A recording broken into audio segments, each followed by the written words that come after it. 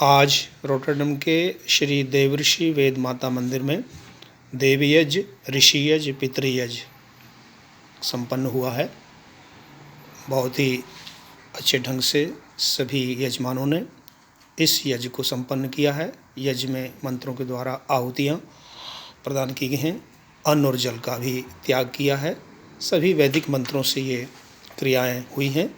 इसका विवरण महर्षि दयानंद रचित सत्यार्थ प्रकाश में वर्णित है, जहाँ से इस विधि को, मंत्रों को लेकर के ये कार्य किया गया है। मंदिर के धर्माचार्य श्री पंडित देवानंद बघेलू जी, जिन्होंने ये सारी तैयारी की, आयोजन किया और सबको निमंत्रण दिया और इस पितृयज्ञ को रचा है, वो पंडित जी इसके बारे में जानकारी प्रदान करते हैं। श्री पंडित जी। अथ पितृतर्पणम सत्यार्थ प्रकाश के चतुर्थ समोल्लास पृष्ठ 68 पर पितृतर्पणम ऋषि तर्पणम अर्थात होम मंत्र के विषय में विस्तार से श्री महर्षि दयानंद सरस्वती जी ने बतलाया है। अर्थात शास्त्रों के प्रमाण के अनुसार शतपथ ब्राह्मण, मनुस्मृति आदि के प्रमाण से यह सिद्ध किया गया कि हम मानव मात्र संसार में अपने पितृ ऋण से उऋण होने के लिए सदैव नित्य प्रतिदिन पितरों का शुश्रूषा विशेष सेवा करें। तो आज के इस संदर्भ में लोग केवल मात्र एक दिवस में पितृ दिवस मनाते हैं, जिसे फादर दाख लोग कहते हैं, मदर दाख कहते हैं।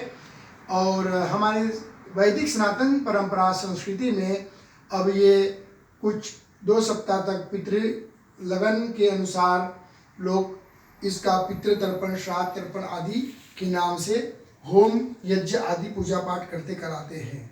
तो इसमें बताया गया है कि पितर लोग हमारे ओम मरीचि आदाय ऋषिभ्य अर्थात तिरपताम, जो ब्रह्मा के प्रपौत्र मरीचवत विद्वान होकर पढ़ावे और जो उसके सदृश विद्या युक्त उनकी स्त्रियां कन्याओं को विद्या दान देवे, उनके तुल्य पुत्र और शिष्य तथा उनके सम्मान उनके सेवक हों, उनका सेवन सत्कार करना ऋषि तर्पण कहलाता है। अर्थात जो हम लोग माताओं की सेवा, माताएं, बहनें, स्त्रियां करती हैं, पिताओं की सेवा पुरुष, बेटे आदि सब मिलकर करते कराते हैं।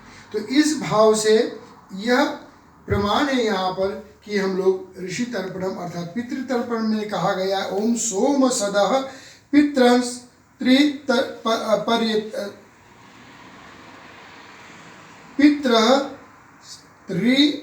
पितृतर्पयन्ताम।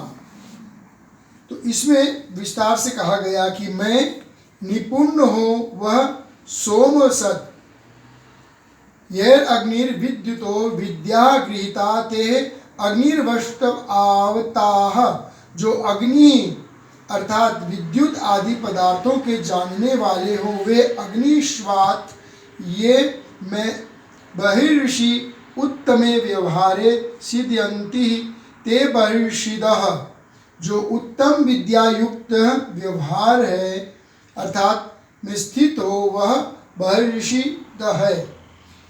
अर्थात इसमें अनेक उदाहरण दे रखा है कि हम सब जो हर प्रकार की औषधियों का रसपान करते हैं वह परमात्मा ऐश्वर्य परम रक्षक इन महा औषधियों का है, जो हमें प्राप्त है रसपान के रूप में।